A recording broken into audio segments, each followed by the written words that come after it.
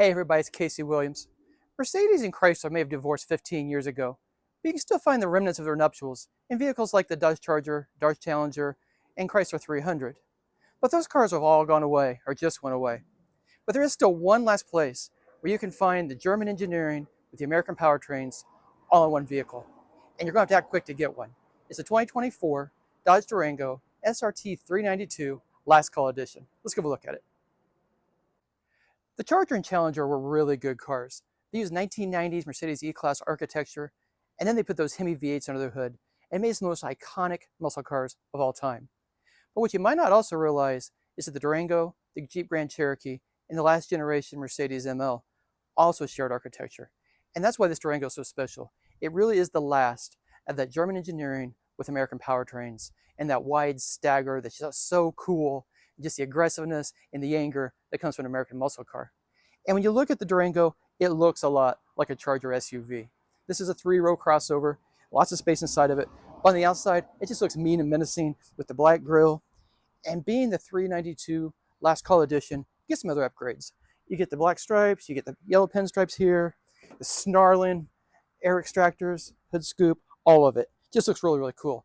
Come around the side, some other parts of the package. Again, 392 logos here on the fenders, 20-inch alloy wheels. I love the yellow SRT brake calipers behind them. Again, just looks really cool. And the Durangos always look good. I like this generation specifically. Just looks muscular, looks clean, looks aerodynamic, and just looks really sporty. Come on back. Again, a little bit longer. The Grand Cherokee, as you might remember, was just a 2-row vehicle before they changed generations. This one's 3 rows, so you get a little more space in the back of it. So if you've got family, you've got some friends for your kids, you can get them all in here, and that's not a problem. The back of it too, black logos, black labels, more striping. There it is. Twin exhaust outlets. Those absolutely rumble. I'm sure my neighbors are real sick and tired of listening to it. With the seats up, not a lot of space back here. When you fold the seats down, then you get a lot more space, of course. But it's really nice, really well carpeted, and pretty roomy too. Interior styling is only slightly less angry than the exterior, but it's also a very comfortable place to be. And that's one of the things I've always liked about the Charger, the Challenger, and the Durango. Even in muscle car guys, they're just still very comfortable, very manageable vehicles for everyday use. And I like the styling, I like the way everything's laid out, but I really like these seats. They're deeply bolstered, but they're long, they're wide, they're nicely padded, and just really nice and comfortable. I like the suede and the 392 logos. They're heated and ventilated up front.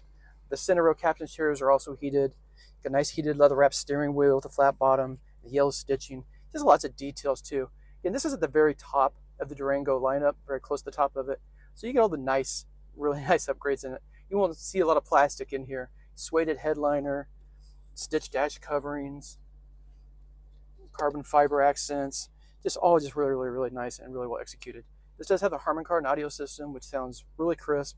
You can just thump the neighborhood crazy if you want to with it. But getting back to it, these are vehicles that are meant to be driven hard.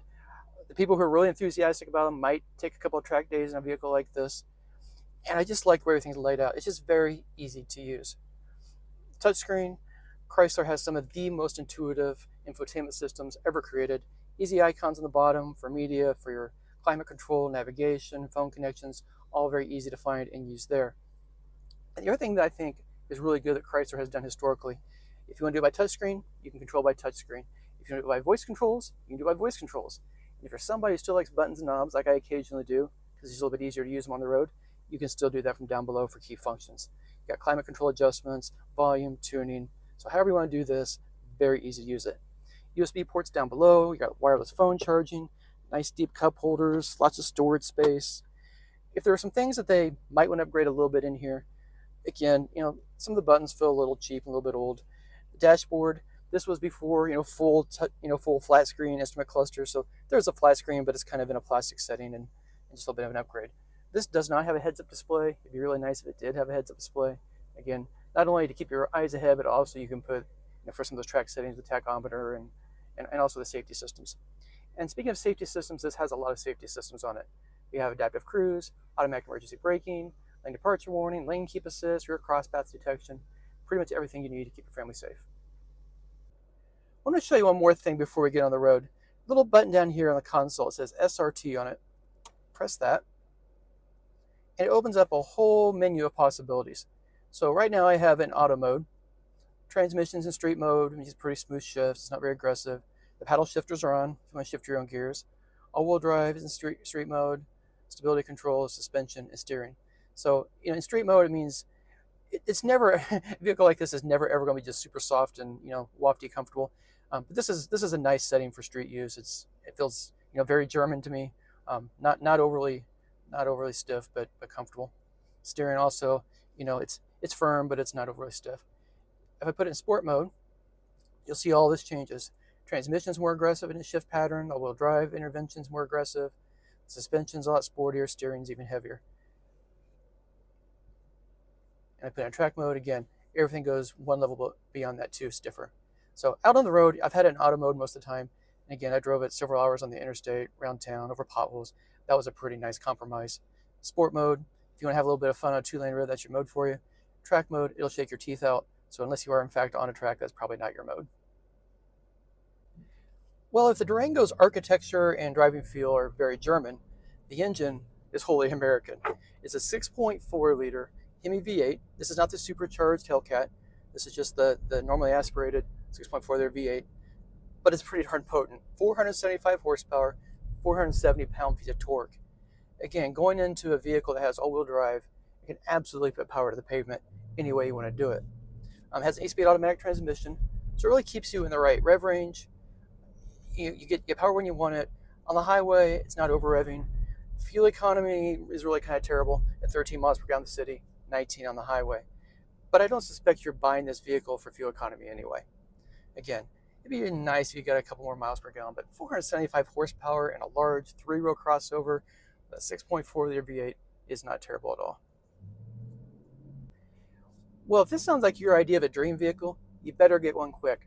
They're not calling it the last call edition for no reason. So this particular model is going out of production in July. You'll still be able to get a few of them around, and there's still some other unsold Durangos around too. But if you want them, better move quick. After that, there's going to be some Hellcat powered versions that continue on until December as 2025 models. After that, it's done. So let's talk about pricing. And it comes with a price that suggests you might want to collect it. At least I think you're going to collect it. So base price for the Durango is a little under $40,000. This one, all in, $91,785. Whew. All right. Well, next week we'll have another fun car. Until then, storm forward.